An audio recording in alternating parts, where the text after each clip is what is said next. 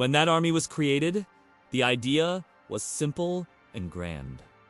To become the strong arm of a kingdom desperate for respect and fearful of being swallowed by more powerful enemies. For the chroniclers of the time, it was a promise of glory, an army that would represent courage, discipline, and honor. Its creation was celebrated as a historic milestone, a symbol of strength that would guarantee the safety of its borders and bring pride to its people. The first ranks marched with freshly sewn uniforms, sharpened spears, and banners that fluttered in the wind as if victory had already been claimed before a single battle was fought. The sound of drums echoed through towns and villages, and the people watched in awe, convinced that these men were a living wall against any threat. For many peasants and artisans who enlisted, joining this army meant social ascension, a chance to escape hunger, to wield a sword, and to be seen as a hero.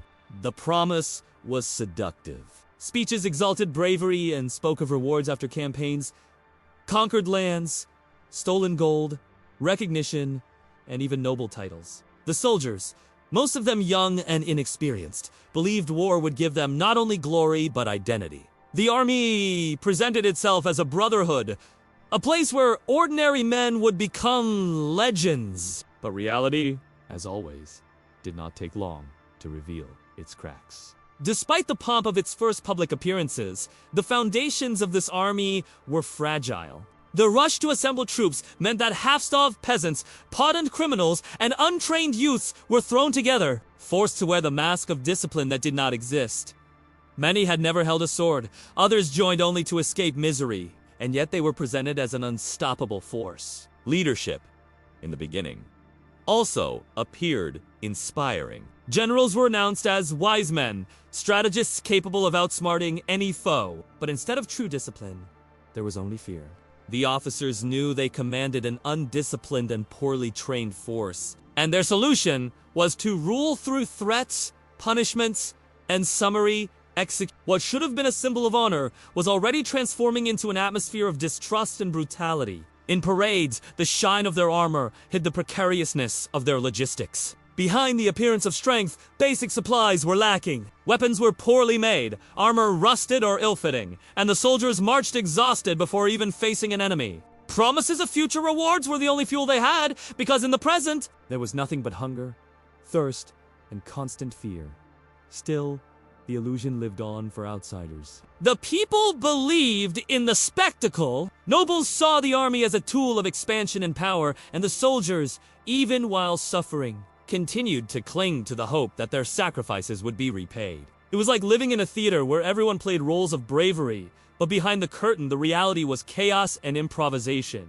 This contrast between appearance and truth was the first sign that the greatest enemy of this army was not beyond the borders. It was within its own ranks, in the failures of organization, in the absence of preparation, in the false belief that brute force alone could transform men into heroes. What was born as a promise of glory already carried within it the seeds of tragedy. Over time, even the soldiers themselves began to realize that the glory promised to them carried a price they could never afford. Many joined believing they would march as heroes, but quickly understood they were only disposable bodies used for the ambitions of their leaders. The symbol of strength began to corrode, and what remained was the bitter truth.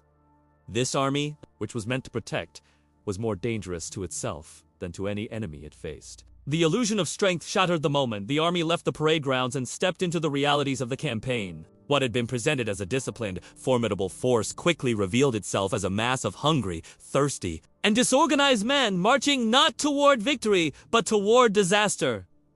War was not won in ceremonies or parades. It was fought in the mud, in the heat, in the endless miles of terrain that had to be crossed before a single enemy was seen. And in that reality, the army began to collapse long before it ever reached a battlefield. The first sign of decay was the food. Supplies that had been promised in abundance never materialized in the quantities required. Grain spoiled in damp cuts, salted meat rotted under the sun, and bread grew mold before it reached the soldiers. The logistics of feeding thousands of men was far more complicated than the generals had accounted for. In many cases, corrupt officers sold part of the supplies for personal profit, leaving the soldiers to survive on scraps. What was left was rationed harshly, and even then, never evenly.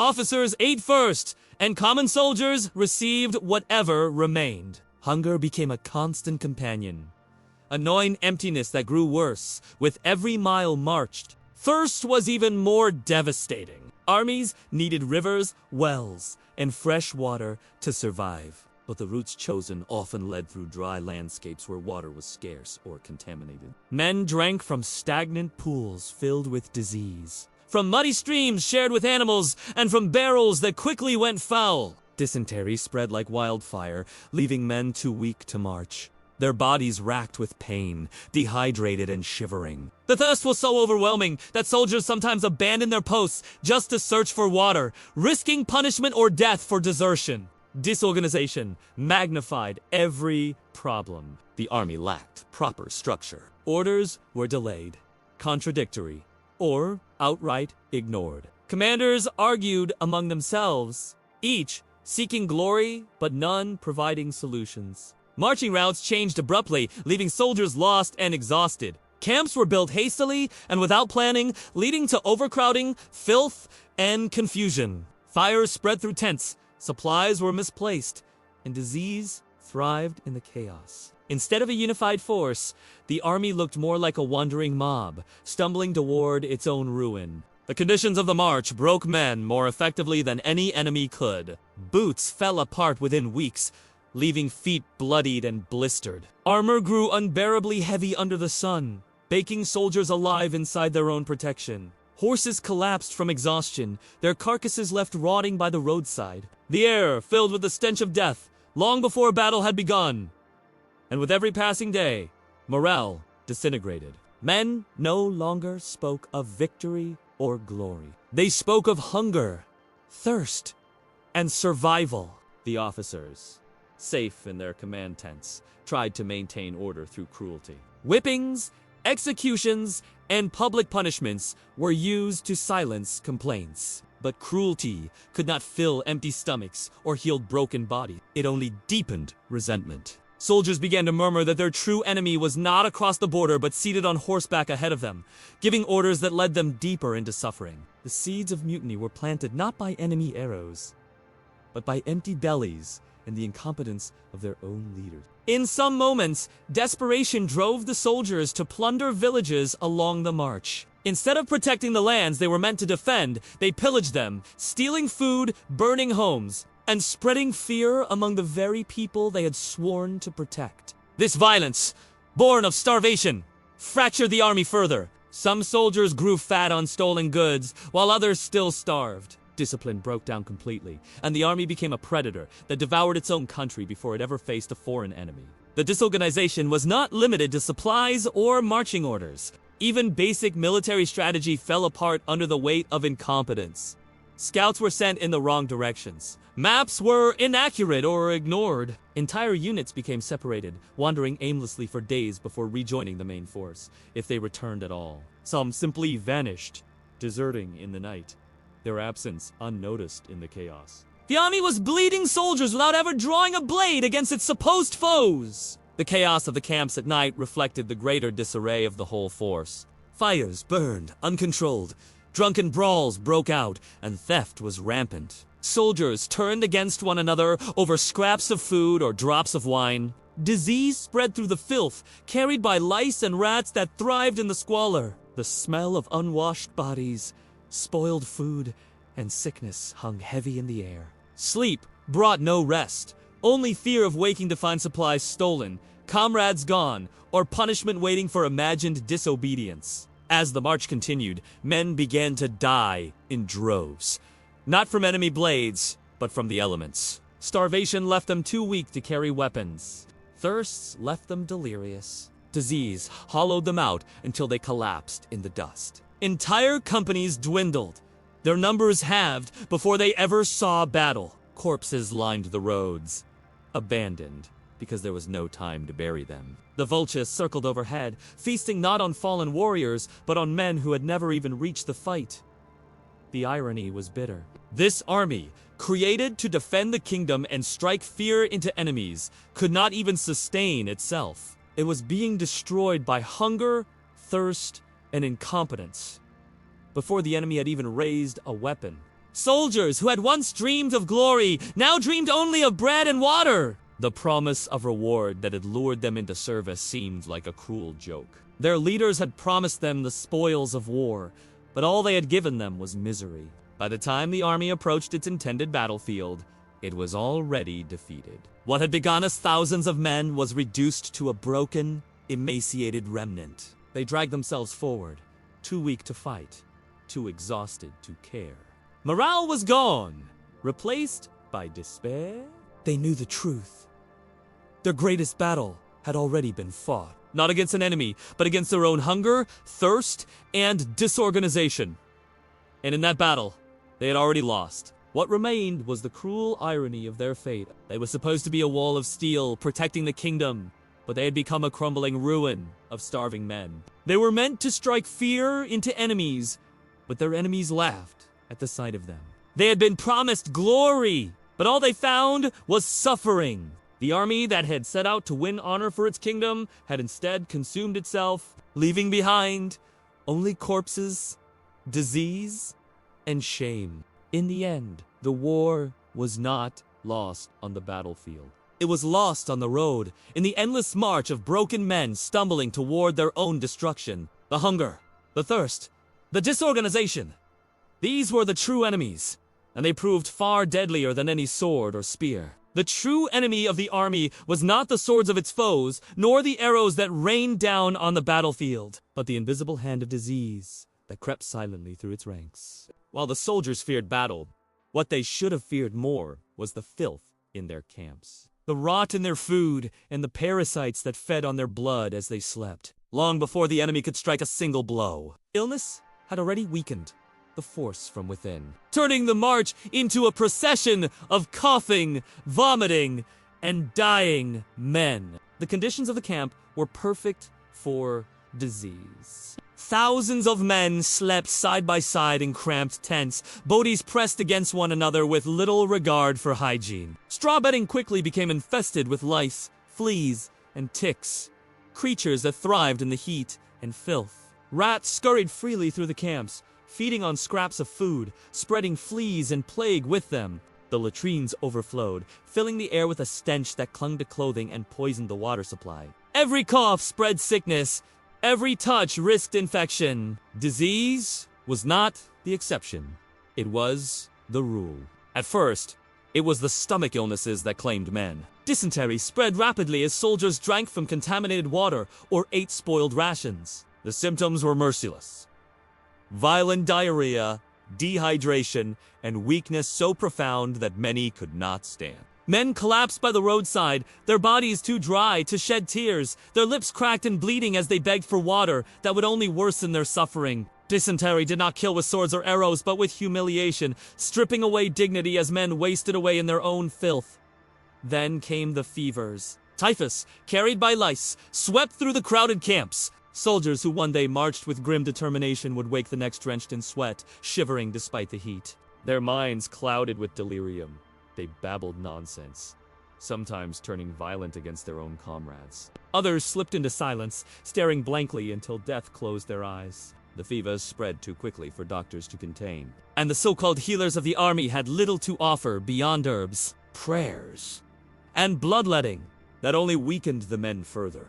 As if these plagues were not enough, the wounds of battle, poorly treated, festered into infections that spread faster than any sword strike. Cuts from training or skirmishes with bandits rotted within days. Without knowledge of sterilization, soldiers wrapped wounds in dirty cloth, breeding grounds for maggots and pus. Amputations, done with crude saws and no anesthetic, became the only desperate measure to save lives, though most men bled out or died of shock before the procedure ended. For many, the wound itself was not fatal, but the infection that followed was a death sentence. Parasites consumed what little strength hunger had left. Worms grew inside the bellies of starving men, stealing what few nutrients their bodies clung to. Fleas drained blood and left sores that became infected. Lice spread across scalps and beards, chewing the skin raw until men clawed themselves bloody in their sleep. Disease did not need weapons to kill.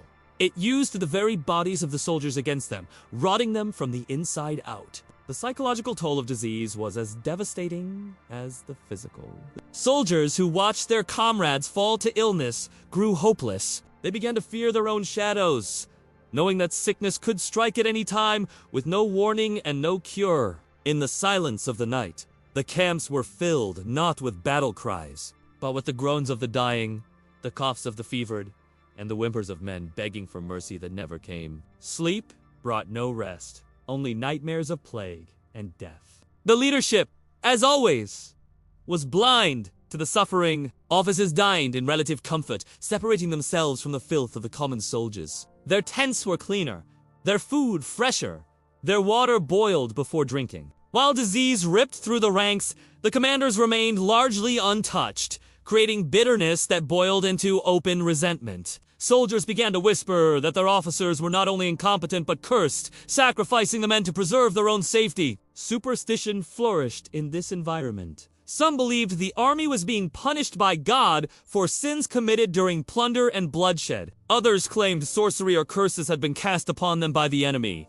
Men wore talismans, prayed endlessly, or sought comfort from priests who had no answers. The truth was simpler but crueler. The enemy was not divine wrath, but human negligence. Poor sanitation, lack of planning, and corruption had built an army that carried death in its own ranks. Desertions grew as disease spread. Men who saw no hope of survival fled the camps, preferring the risk of execution as deserters over the certainty of sickness within. Some returned to their villages, carrying plague and fever with them, spreading the army's doom far beyond the battlefield. Others vanished into the wilderness, choosing exile over the slow torture of watching their comrades die one by one. The army's numbers dwindled, not from combat, but from contagion. Entire units were reduced to half their size without ever clashing with the enemy. Banners that once flew proudly over strong formations now hung limp above groups of gaunt, coughing men. Weapons fell unused from hands too weak to lift them. Shields became burdens, heavier than the soldiers' wasted bodies could bear. Disease was the silent general of this army, leading it not to victory but to annihilation. By the time the enemy appeared, there was little left to fight. The opposing soldiers, prepared and disciplined, faced an army already broken by its own sickness. They scarcely needed to draw their swords. Victory was inevitable, not because of superior strategy, but because the army had defeated itself long before. It marched into war, carrying not the strength of a nation, but the stench of its own decay. The tragedy of this was not just the deaths themselves, but the knowledge that they were avoidable. With better planning, cleaner camps, and stricter discipline, much of the suffering could have been prevented. But the army was not built on foresight or care. It was built on greed, haste, and corruption, and disease thrived in that chaos. The soldiers were never prepared to face their true enemy, and so the true enemy consumed them without mercy. The legacy of their march was not glory, not triumph, but pestilence. The lands they crossed were left with graves, burned villages, and plagues that spread long after the army itself had dissolved. The people they were meant to protect cursed their name. The enemy they were meant to fight scarcely needed to raise a blade. And the soldiers who had once dreamed of honor died not as warriors, but as victims of their own ranks. Their corpses left to rot in the mud, forgotten even by the commanders who had led them to ruin. In the end, the most dangerous battlefield was not the one before them, but the one within. Disease claimed more soldiers than arrows, more lives than swords, more futures than any enemy army could ever hope to. The force that was meant to embody the strength of a kingdom had instead become a walking plague, feared not by its enemies, but by itself. The soldiers had been told that their leaders would guide them with wisdom, that discipline would forge them into a force feared by all who opposed them. But in truth, the discipline imposed on them was not born of respect or structure. It was born of tyranny. The commanders ruled not with inspiration, but with terror, creating an environment where the soldiers feared their own officers more than the enemy waiting across the battlefield. The army was supposed to function as a brotherhood, but under the hand of its commanders, it became something closer to a prison camp, where obedience was enforced by brutality and survival often depended on submission to cruelty. The punishments were endless and disproportionate. A man who stumbled during a march from exhaustion could be flogged until his back was torn open. A soldier who lost his weapon or misplaced a piece of equipment could be beaten in front of the entire regiment as an example. Those accused of cowardice were executed without trial, their deaths paraded before the army as a grim reminder of what happened when courage failed. Sometimes the punishments were carried out publicly in the center of camp, the screams of the condemned echoing into the night, ensuring that no soldier ever forgot who truly held power over their lives. The commanders, far from the suffering of their men, lived in relative comfort. Their tents were furnished with stolen goods, their meals richer, their wine plentiful. They looked upon their soldiers not as men, but as expendable tools, bodies to be driven into the ground until nothing remained. The brutality they inflicted was not only a means of control, but a way to remind the army that they were not comrades in arms. They were masters and subjects. Any illusion of unity was shattered by the lash of the whip, the glint of a drawn sword raised not against the enemy, but against their own. Fear replaced loyalty as the glue that held the army together. Soldiers obeyed not because they believed in their cause, but because they feared the punishment that awaited them if they hesitated. This fear eroded morale more efficiently than hunger or disease. Men whispered in the darkness of their hatred for their leaders, knowing full well that even a single overheard complaint could result in execution.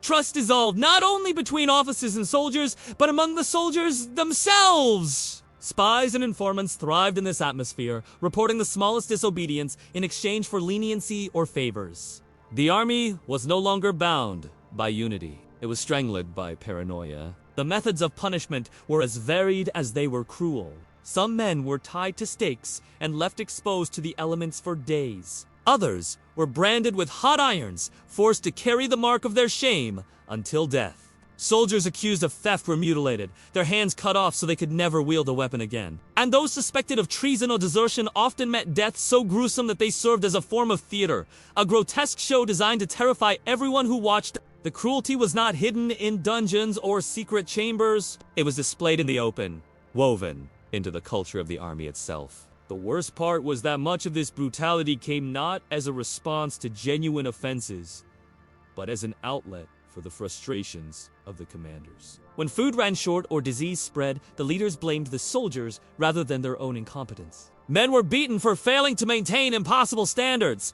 for failing to endure conditions no human could withstand. Discipline was not a tool of order. It was a weapon of abuse, a way to deflect responsibility from the leaders who had created the chaos. This tyranny bred desperation. Some soldiers turned their cruelty inward, lashing out at weaker comrades to vent their rage or avoid punishment themselves. Bullying and violence became common, each man trying to climb slightly higher in the hierarchy of suffering to escape the full weight of brutality. Others turned their hatred outward, dreaming of killing their commanders, whispering of rebellion as they huddled together in the cold. Yet the fear of collective punishment kept them silent. The commanders had made sure of that.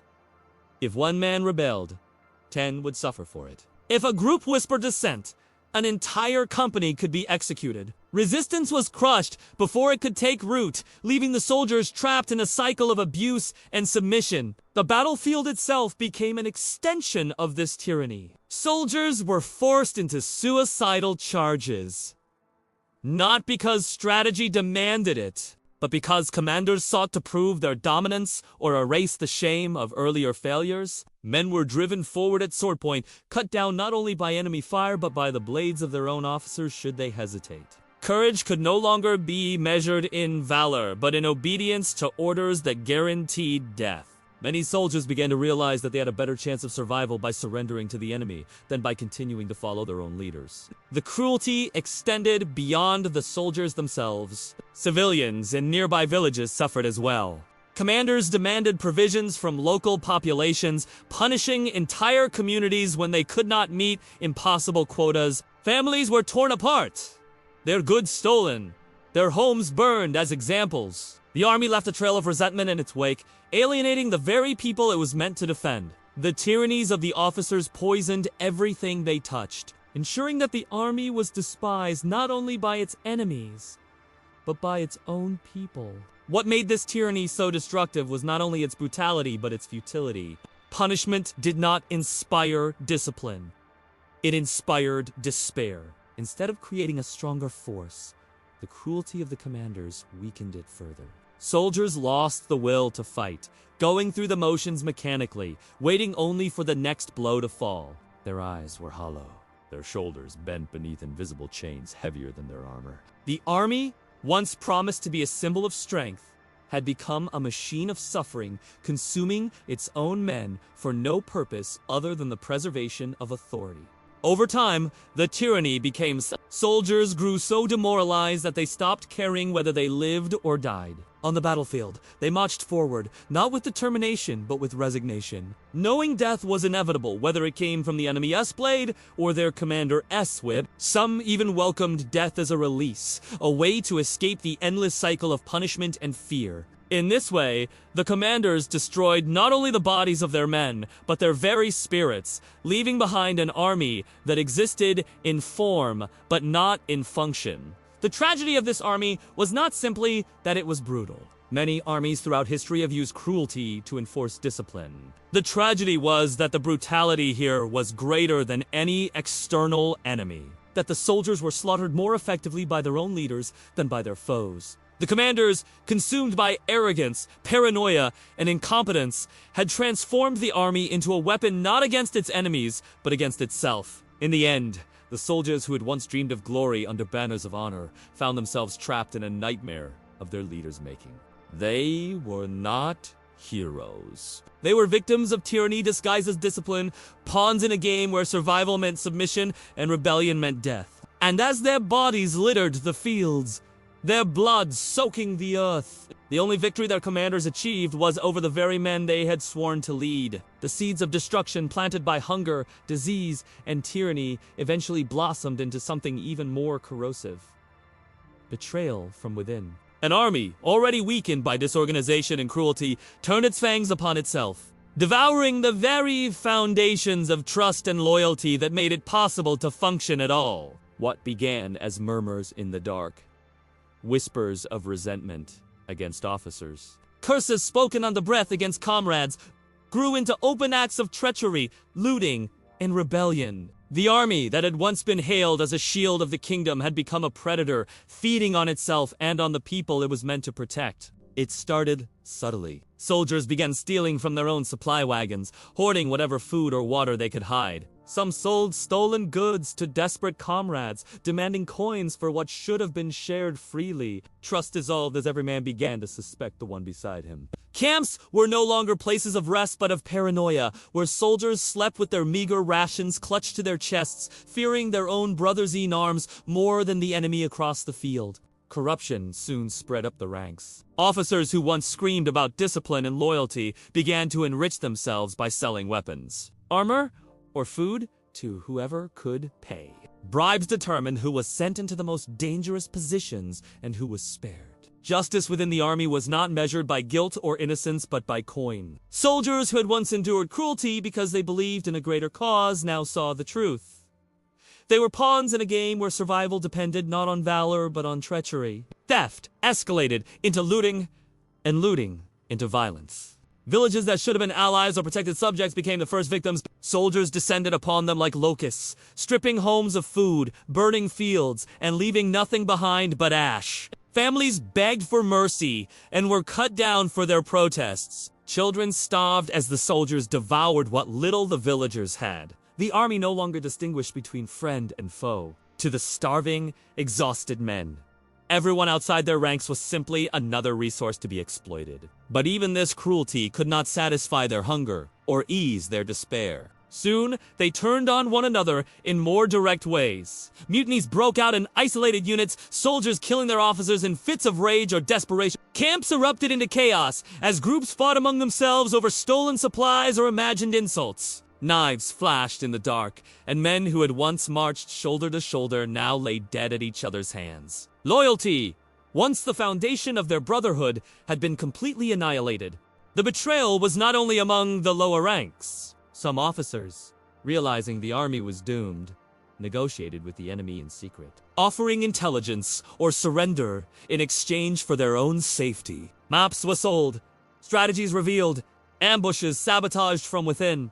The enemy did not need to infiltrate spies. The corruption of the army provided them with all the information they required. In some cases, battles were lost before they began, because betrayal had already sealed the outcome. Soldiers marched into traps set not by cunning foes, but by their own leaders. The most grotesque form of treachery came during sieges. When the army surrounded a fortress or town, it often lacked the resources to maintain its position. Hungry, diseased, and demoralized, the soldiers sometimes turned their fury on one another rather than the defenders. Units deserted en masse, abandoning the siege lines and leaving comrades exposed. Others cut deals with the besieged towns, accepting bribes to turn a blind eye, allowing supplies to slip through, or even switching sides outright. An army that could not feed itself soon sold itself to anyone with the means to pay. The paranoia this betrayal created was suffocating. Soldiers no longer trusted their commanders no longer trusted their men, and alliances crumbled under the weight of suspicion. Informants flourished, each man eager to report the treachery of another in hopes of saving himself. But in a world where everyone was guilty of something, theft, bribery, cowardice, or desertion, accusations became weapons. Men were executed for crimes they had not committed, while true traitors often went unnoticed or protected by those who profited from their betrayal. This spiral of treachery consumed the army from within, making it more dangerous to itself than to any enemy. By the time it reached the battlefield, it was no longer a single force, but a fractured collection of individuals, each looking out for his own survival. Orders went ignored.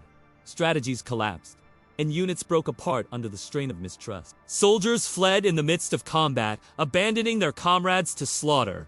Others intentionally sabotaged their own side, believing it better to lose under the enemy than to suffer another day under their commanders. The collapse of loyalty also destroyed any sense of morality the army might have once possessed. War crimes became routine. Entire towns were razed, not out of necessity, but out of spite. Women were taken as spoils, children enslaved or killed, not because it advanced the war, but because cruelty was easier than restraint. Soldiers no longer saw themselves as warriors fighting for a cause, but as scavengers feeding off the suffering of others. The uniform no longer symbolized unity. It symbolized predation. Perhaps the most tragic part of this collapse was that many soldiers did not begin their journey as monsters. They were farmers, craftsmen, sons, and brothers who had been promised glory. They had been told they would fight for honor and return home as heroes. But hunger, disease, tyranny, and betrayal twisted them into something unrecognizable. Their humanity was stripped away layer by layer until all that remained were hollow shells driven by instinct. To eat, to survive, to endure one more day. The destruction wrought by their treachery did not stop with themselves. The kingdom that had created them paid the price as well.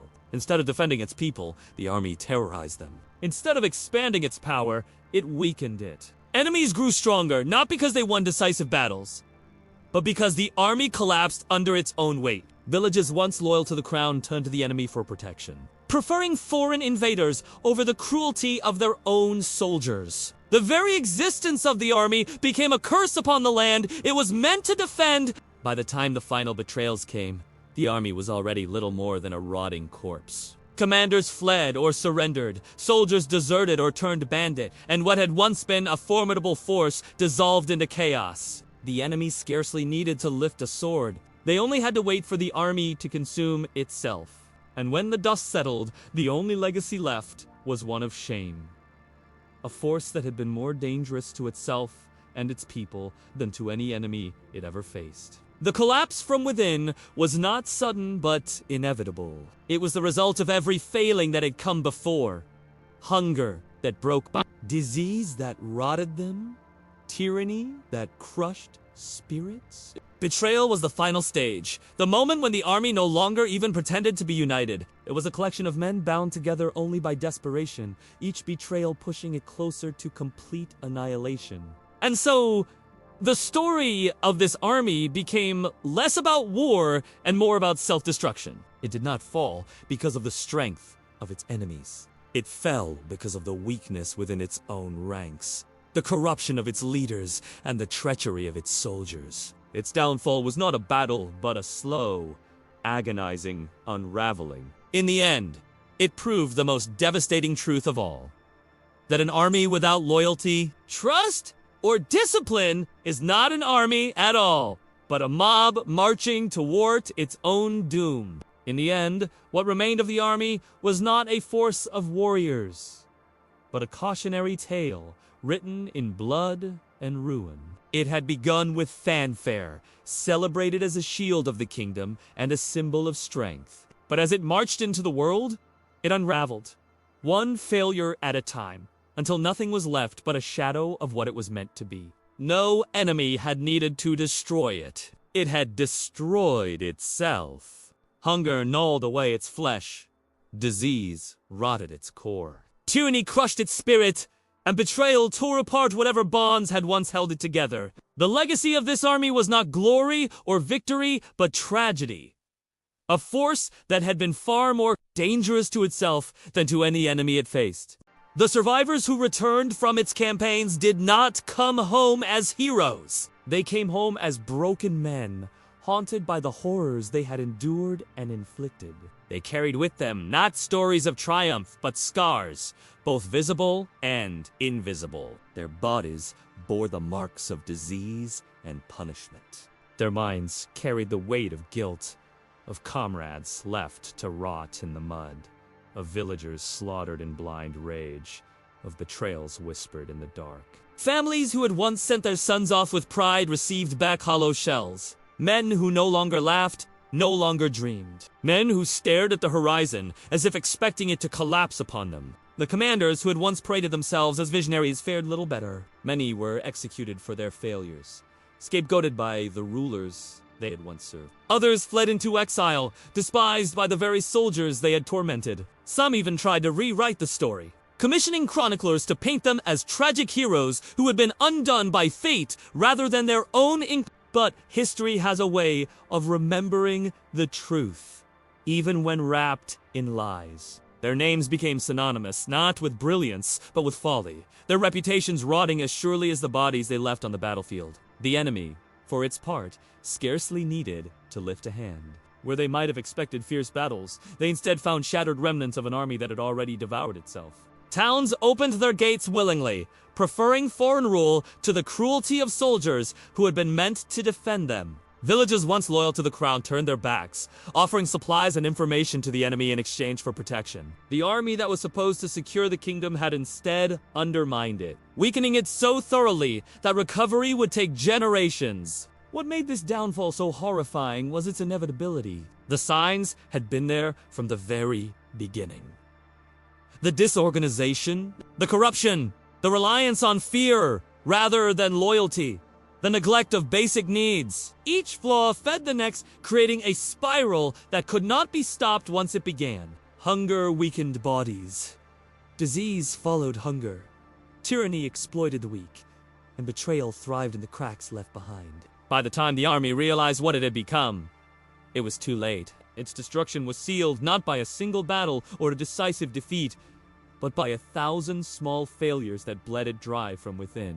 The people who watched this collapse unfold learned a bitter lesson. They saw that an army was not invincible simply because it marched with banners and drums. They saw that the true strength of a force lay not in the weapons it carried or the numbers it boasted, but in the bonds of trust, discipline, and care that united its men. Without these, even the largest force became nothing more than a mob waiting to fall apart. The image of the army, once so glorious, became a warning whispered from generation to generation. Beware the force that destroys itself. Legends grew around the ruins of its campaigns. Travelers told of roads littered with unburied corpses, of rivers poisoned by disease, of villages burned not by the enemy but by the very soldiers sworn to protect them. Songs were sung not of victory but of folly, cautionary tales to remind future generations of what happens when arrogance and cruelty replace wisdom and compassion.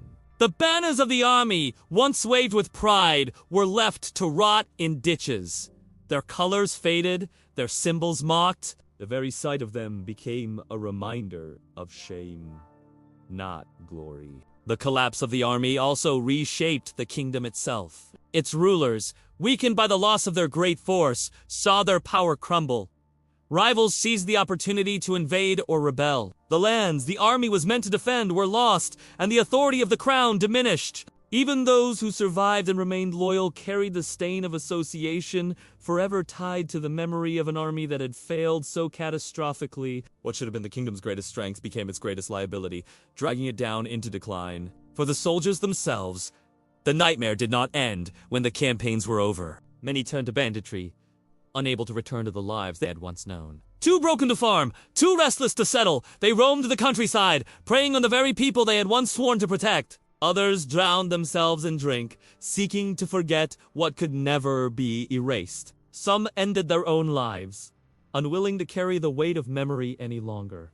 The war had ended, but their suffering did not. The battlefield had merely followed them home. The army that had been more dangerous to itself than to its enemies left behind, not just ruins, but lessons. It showed that discipline born of fear is weaker than loyalty born of respect. It showed that hunger and disease can destroy more effectively than any weapon. It showed that betrayal, once it takes root, spreads like a plague until nothing is left. And it showed that when leaders rule through cruelty rather than care, they do not command an army. They command a death march. And so, the story of this army ended not with a climactic battle, but with a whimper, with the slow unraveling of everything it had once promised to be.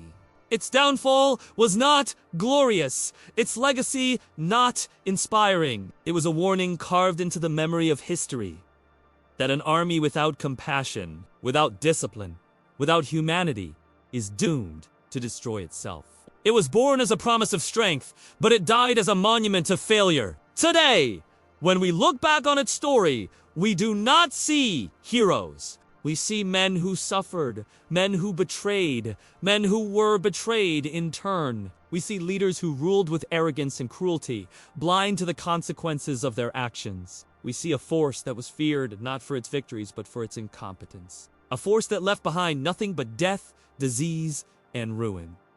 Its true enemy was never across the battlefield. Its true enemy was always within. And perhaps that is the most terrifying truth of all. That sometimes the greatest danger an army faces is not the strength of its foes, but the weakness of its own heart.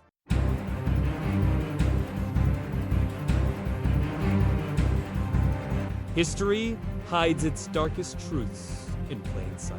If you want to uncover the next forbidden secret, hit like and subscribe right now.